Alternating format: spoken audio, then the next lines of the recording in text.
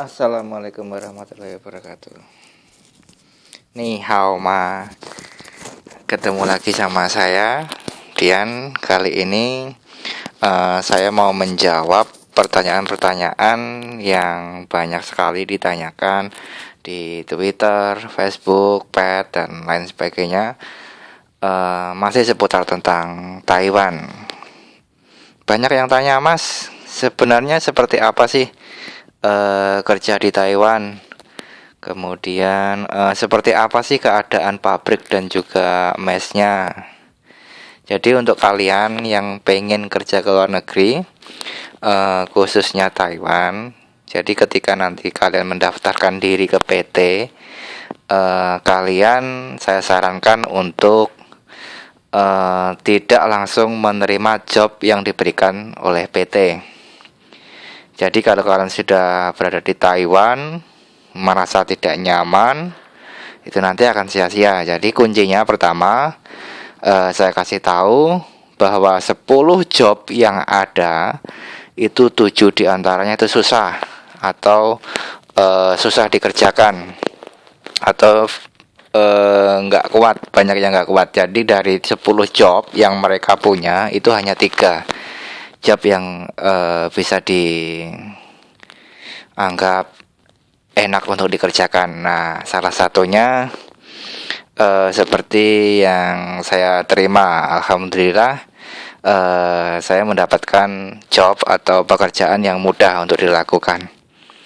Nah, jadi kuncinya nanti ketika Anda yang pengen kerja ke luar negeri, khususnya Taiwan, usahakan nanti ketika Anda menerima job yang diberikan oleh PT, jangan langsung ditandatangani. Baca dulu jobnya itu seperti apa, kemudian tanyakan sama saudara atau mungkin teman Anda yang sudah berada di Taiwan. Itu akan jauh lebih efektif.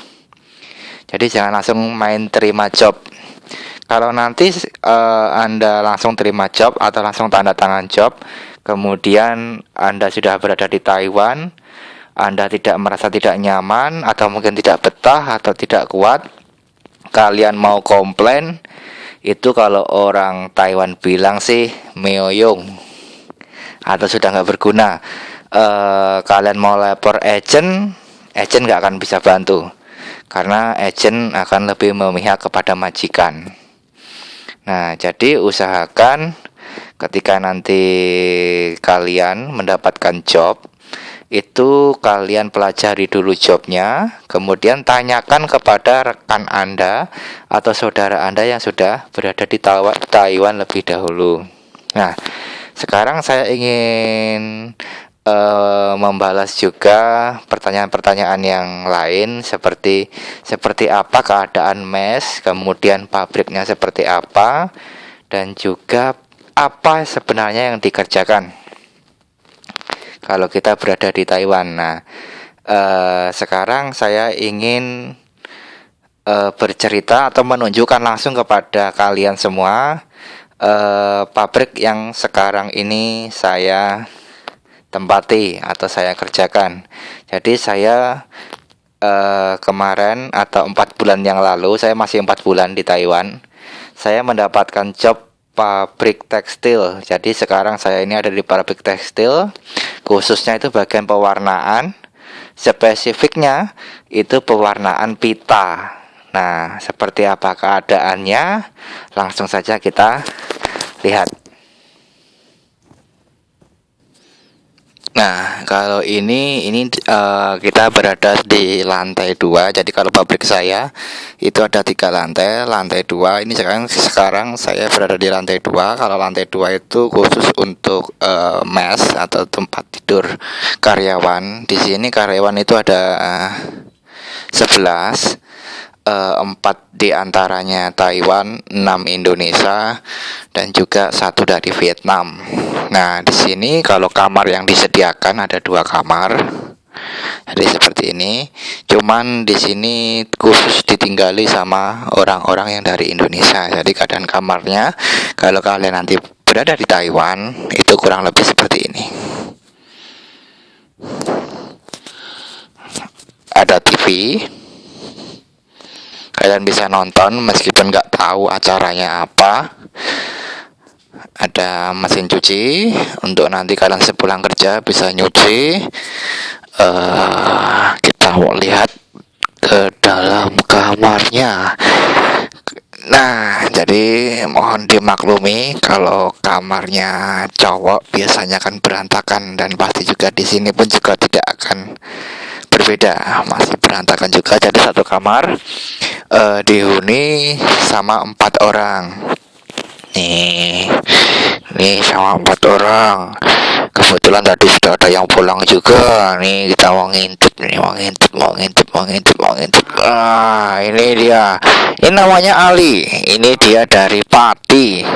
Dia kalau nggak salah sudah kontrak yang kedua. Nah, kita mau lihat yang lain. Nah, sekarang kita mau coba ke bawah. Sekarang kita berada di lantai dasar. Ini pertama saya mau nunjukin dulu sebelum kita masuk ke dalam pabriknya. Saya mau nunjukin dulu ini dapurnya. Nah, kita masuk dulu. Nah, ini namanya Mas Ari Wibowo.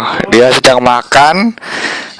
Dari pagi dia belum makan karena sibuk kerja. Kebetulan tadi mesinnya rusak, jadi terpaksa dia harus berhenti meskipun tadi belum masa harusnya pulang. Nah, ini dari Ponorogo. Nah, sekarang kita mau masuk ke pabriknya.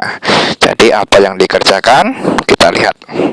Nah, ini dia. Ini adalah lantai. Di sini ada 3 lantai. Jadi lantai yang pertama itu pabrik, kemudian lantai yang kedua tadi mes atau tempat tinggal, yang ketiga pabrik juga.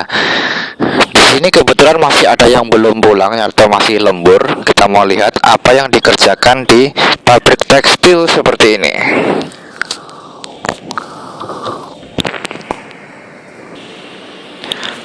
Ini karena kita tadi pewarnaan pita, jadi kita tugasnya itu mewarnai pita seperti ini. Nah, di sini adalah pita mentahnya. Ini ada pita mentah. Jadi warnanya masih polos putih. Di sini ada juga pita. Nah, ini seperti ini. Ini biasanya kalau sudah jadi nanti berupa tas atau mungkin sabuk atau mungkin lain sebagainya. Nah, yang dikerjakan di sini ini kebetulan ini tadi sudah selesai, jadi tinggal bersih-bersih aja. Jadi sedikit terlambat tadi. Nah, ini namanya Mas Anggit Setia Abadi. Dia dari Banyuwangi. Dia kurang lebih sudah hampir 2 tahun. Nah, ini namanya Mas Anggit Setia Abadi. Jadi operator mesin A. Di sini ada mesin A, B, C sampai F. Nah, di sini Mas Anggit. Ini dari depannya. Jadi dia yang mengemudikan mesin ini. Dia nunggu mesin ini. Nah, sekarang kita mau lihat yang belakang atau yang jaga produk jadinya. Kita langsung cek saja. Oke, ini tampak belakangnya. Jadi kalau kebetulan tadi memang sudah selesai. Jadi barang jadinya itu seperti ini. Nah, yang tadinya warnanya putih sekarang berubah menjadi coklat seperti ini. Dan yang menunggu itu ada juga tuh lagi mainan HP. Nah, itu namanya Mas Anton Permana. Dia dari Madiun. Nah, itu namanya Mas Anton Permana. Dia kerja sambil telepon karena di sini bebas. Meskipun peraturannya itu banyak, diantaranya itu nggak boleh merokok, kemudian nggak boleh mainan HP saat kerja. Tapi bagi orang Indonesia peraturan itu dibuat untuk dilanggar. Jadi makanya kita prinsipnya selalu santai dan juga tenang. Nah, karena kita kerjanya itu hampir kerjanya kita itu lemburnya itu banyak karena pabrik kita alhamdulillah cukup bagus. Nah, di sini biasanya setiap pekerja itu memiliki bekal masing-masing untuk mereka bisa bertahan, matanya bisa melek terus. Apa yang dibawa sama Mas Anton Permana ini mau kita cek dulu. Nah, kita mau lihat ini dia makanan-makanan supaya setiap pekerja itu tidak ngantuk. Itu ada minum air putih, kemudian ada roti kongguan, kemudian ada rokok juga,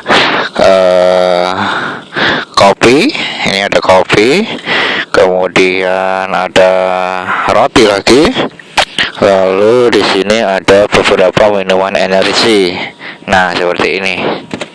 Jadi kalau dengan makanan-makanan seperti itu dan juga minuman seperti itu, jadi setiap pegawai itu biasanya lemburnya itu jadi kuat. Nah, ini Mas Anton yang setiap harinya itu lemburnya itu tidak kurang dari 7 jam per hari. Nah, makanya dia sangat senyum-senyum karena gajinya itu paling besar. Tuh, kerjanya tuh seperti itu. Jadi kerjanya nggak terlalu berat, cuman nunggu pita. Tadi sebenarnya saya mau kasih lihat, nunggu pita masuk ke dalam kardus ini. Nanti kalau sudah penuh baru dikemas seperti itu. Nah, itu seperti itu. Sambil telepon, jadi biar nggak ngantuk dan juga tetap semangat sambil telepon atau mungkin nonton YouTube. Nah, baru kalau nanti sudah penuh tinggal dilakban, kemudian biasanya itu diganti kardus, jadi diisi lagi. Untuk pengemasan biasanya dilakukan setiap 2-3 jam sekali. Jadi santai kerjanya.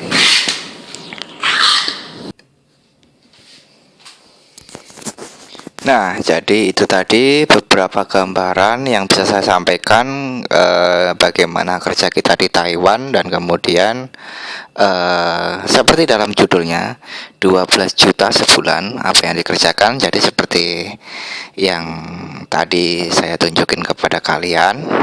Jadi seperti itu kurang lebihnya. Jadi kalau Anda pengen kesini silahkan. Kemudian resepnya itu tadi, mental harus bagus, kemudian fisik harus bugar, kemudian jangan asal menerima job itu.